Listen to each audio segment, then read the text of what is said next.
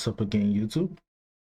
It's your boy, Phoenix Coder, back with another video for the CCC series playlist. Thank you for watching my previous videos, sharing them, and for your continued support. If you're new to this channel, I am the Phoenix Coder. I make videos on coding and programming, so please leave a like and subscribe to receive more of my latest content. So without further ado, I'll go into the problem for today, which is the CCC 2022 J3 problem. Okay, so we have the CCC problem J3, which is harp tuning. And the problem goes as follows. The CCC harp is a stringed instrument with strings labeled A, B, all the way to T. Like other instruments, it can be out of tune.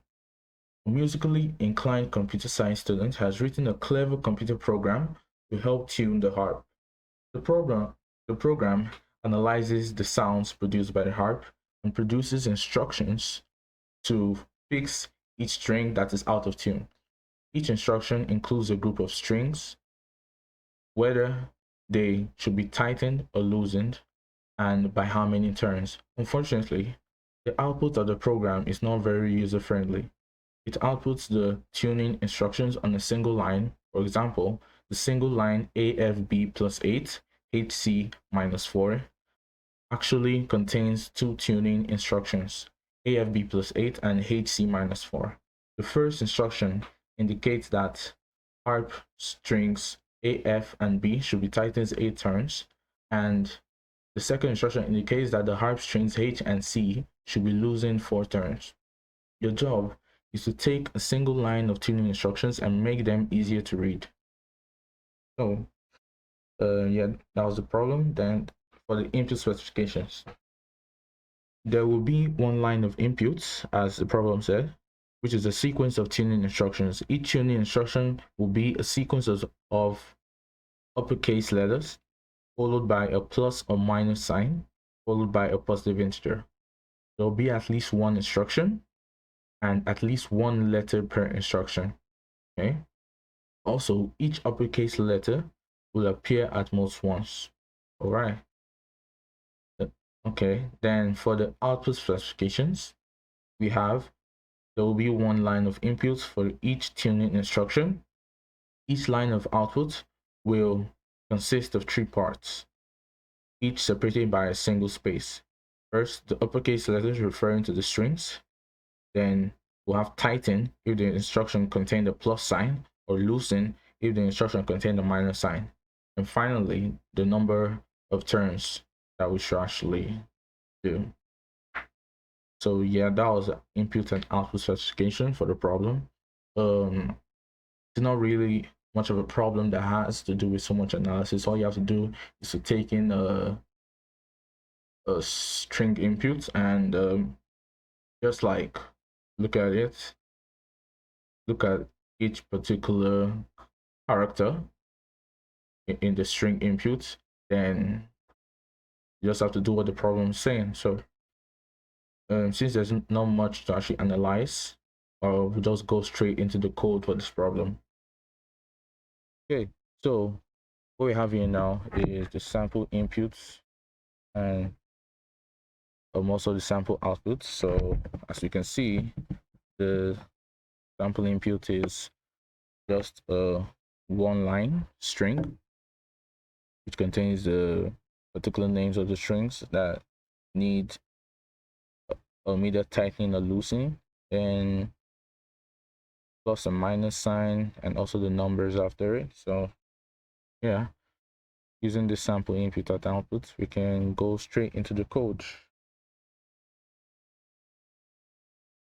Okay, so I will be using C++ to solve this problem. If you would like to use any other programming languages like maybe Python to solve my problems, you can leave that in the comment section below and I will make sure to do that. So we're given the sample inputs and outputs. First thing was that we actually need to store the instructions that will be given from the computer in a string variable. So I'll say string instructions. So now this variable instruction of type string is going to store the instruction that we'll receive from the computer. So cin instructions also. Yes. Okay. I think let me just change this to instructions. Not like it really matters, but since it's multiple instructions, we'll actually be receiving. So when we receive the instructions, next we will have to actually loop through each particular character in the string. I'll check each character if it's a string or if it's a plus or minus sign or if it's actually a number. Then we know what to do in each of those cases. Really. So to loop through, I think I would like to use a while loop to accomplish that. Let me say while.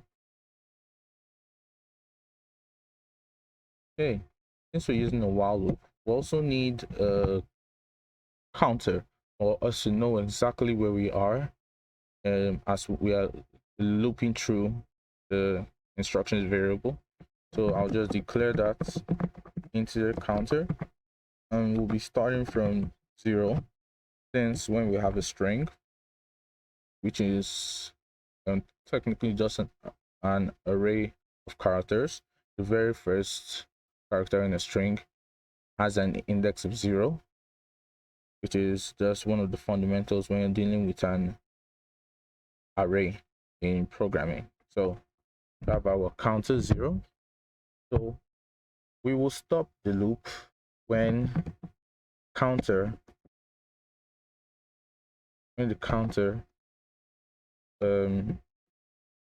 becomes greater than or equal to size of the instructions variable. So yeah, we establish that, and at the end of the while loop we'll have to increment the counter variable every time, since we'll be moving each step. Next, we'll actually store each character. Let me say char, let me say character equal to instructions counter. As I said, a string is basically an array of characters. So for us to get the character in the particular index counter, we can simply do this. So now for us to actually check if it is a letter, a sign, or number, so we use an if statement for that. If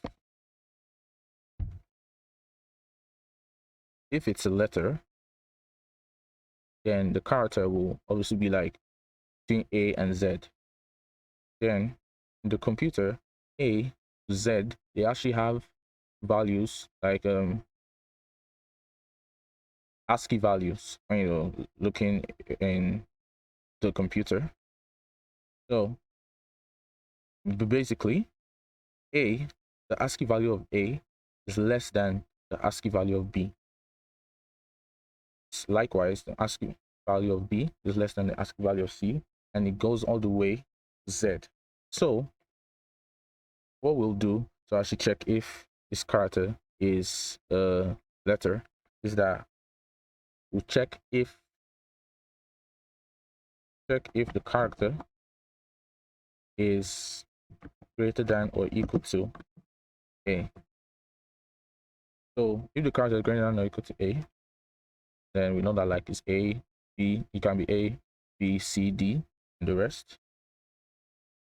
And it also has to be less than or equal to Z.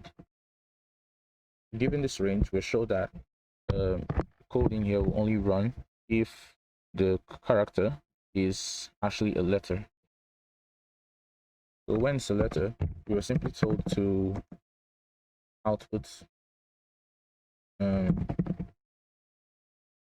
the letter. Like, we actually just output the letter, not actually do anything there. Next case we're dealing with is if it's a plus or minus sign. So if it's a plus or minus sign, okay, first, if it's a plus sign, let's deal with that case. So if character is equal to the plus sign, then what we're meant to do is actually output. Remember to say that we have to include the space, so we'll just output some Titan with a space before it. And yeah. And I'll just copy this here. So if it's minus sign, then we'll be dealing with losing. It's a very similar case to the one up there. Then the next one, which is the last case actually, is when it's a number. So we can actually just say else, given that the input to receive is what it's meant to be. So yeah, it will be a number. So what we just do is to output, we'll output first of all the space, then number. Then if we go back to the sample output, we'll see that after each number, we move on to the next line. So that's exactly what I'm going to implement here also. Oh shoot, what's this? Okay, what's this? Okay, that's exactly what I'm going to implement here. After each number, we move on to the next line. So that's actually it for this whole code. What I can do now is to actually run it and find out if everything's working correctly. I believe it should. Let's run it.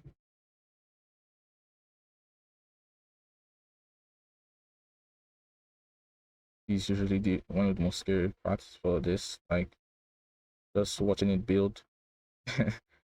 Nice, it built successfully. So now it's if program actually works. So let's go back to the sample inputs. We were given AFB plus, okay, to make it, okay, yeah, AFB plus 8, HC minus 4. So just write that.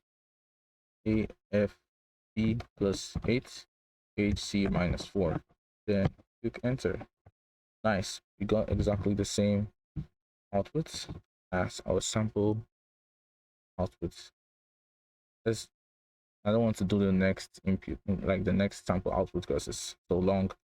So what I'll just do is I'll just make like my own, and you know what should happen. Let's do that.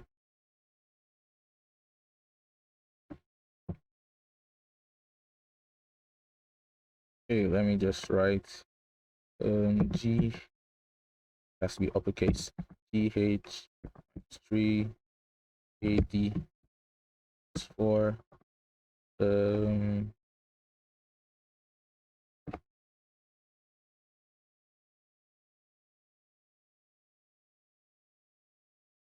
4, then EF5. Okay, and it did exactly what we expected it to do. So yeah, that's actually the end of this code. But actually, really sorry guys. So if you go back to the problem, you actually said that the strings are from A to T. So I actually have to go back to my code here where I wrote from A to Z. I actually have to change that to A to T. So yeah, so it actually happens sometimes. It's like one of the main reasons why we should always debug our code, and I'm always try to check it exactly with the problem we were given and sample inputs. and output. So yeah, that is the end of today's code, CCC 2022 J3 problem. Okay, so that brings me to the end of today's video. If you enjoyed the video, please leave a like, subscribe, and click the notification bell so you will know when I release my next video. If you have any questions, or you would like me to do any other programming challenge, or any programming questions you have in general, you can leave that in the comment section and I will see to help you with that. So thank you once again for sticking to the end of this video. See you in the next one.